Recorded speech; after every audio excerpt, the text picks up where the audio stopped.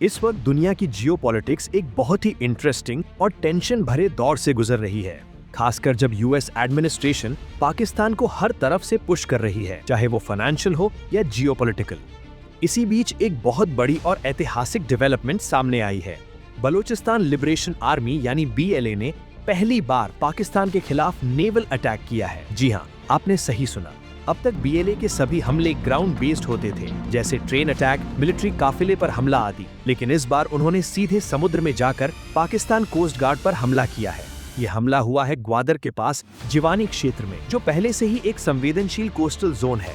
Reports के अनुसार BLA militants ने पाकिस्तानी शिप पर फायरिंग की, कई सैनिक मारे गए, कुछ कोस्ट गार्ड सदस्य जान बचाकर भागे।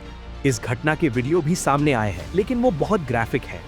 अब सवाल है, इसका असर क्या होगा? ये सिर्फ एक हमला नहीं है, ये पाकिस्तान की सिक्योरिटी पर सीधा सवाल है। अब तक पाकिस्तान की आर्मी जमीन पर चुनौती झेल रही थी, लेकिन अब कोस्ट लाइन भी असुरक्षित हो गई है। इसका मतलब पाकिस्तान नेवी को अब 2 मोर्चों पर लड़ना पड़ेगा। रिसोर्सेज और ज्यादा स्ट्रेच होंगे और इंटरनल इंस्टेबिलिटी और बढ़ेगी। अब बात करते हैं US ईरान पाकिस्तान एंगल की। इस समय अमेरिका चाहता है कि ईरान के साथ जो भी बातचीत हो वो पाकिस्तान में हो, लेकिन सवाल है, क्या पाकिस्तान इतना सुरक्षित है? हाल ही में US और ईरान की मीटिंग इस्लामाबाद में हुई। भारी सिक्योरिटी के बावजूद डेलीगेशन ने खुद को अनसेफ महसूस किया। कुछ लोग बीच में ही वापस लौट गए। यहाँ तक कि US वाइस प्रेसिडेंट की विजिट भी सिक्योरिटी कारणों से डिले हुई थी। अब बात करते हैं ब्लू बुक प्रोटोकॉल की। भारत और पाकिस्तान दोनों में एक सिस्टम होता है, ब्लू बुक प्रोटोकॉल। इसका मतलब VVIP विजिट के दौरान मल्टी लेयर सिक्योरिटी, एजेंसियों के बीच हाई कोऑर्डिनेशन, हर मूवमेंट पर निगरानी। लेकिन इसके बावजूद अगर लोग अनसेफ महसूस करें तो ये बहुत बड़ा संकेत है।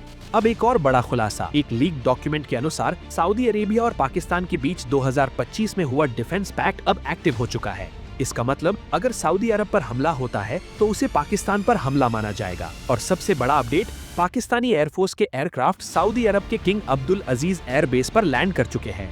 अब बात करते हैं UAE एंगल की। हाल ही में UAE ने पाकिस्तान से $3 बिलियन वापस मांगे। अब पाकिस्तान सऊदी से वही पैसा मांग रहा है।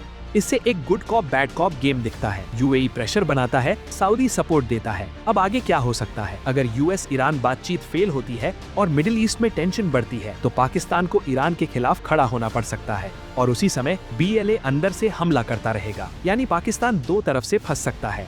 फाइनल एनालिसिस, आने वाले कुछ दिन पाकिस्तान के लिए मेक और ब्रेक साबित हो सकते हैं, क्योंकि अंदर BLA एक्टिव है, बाहर इंटरनेशनल प्रेशर है, इकोनॉमी पहले से कमजोर है, और अगर हालात बिगड़े तो पाकिस्तान सीधे एक बड़े मिलिट्री कॉन्फ्लिक्ट में उलझ सकता है। तो दोस्तों, जियोपॉलिटिक्स में बहुत बड़ी घटनाएं होने वाली हैं। मैं आपको लगातार अपडेट देता रहूंगा। धन्यवाद।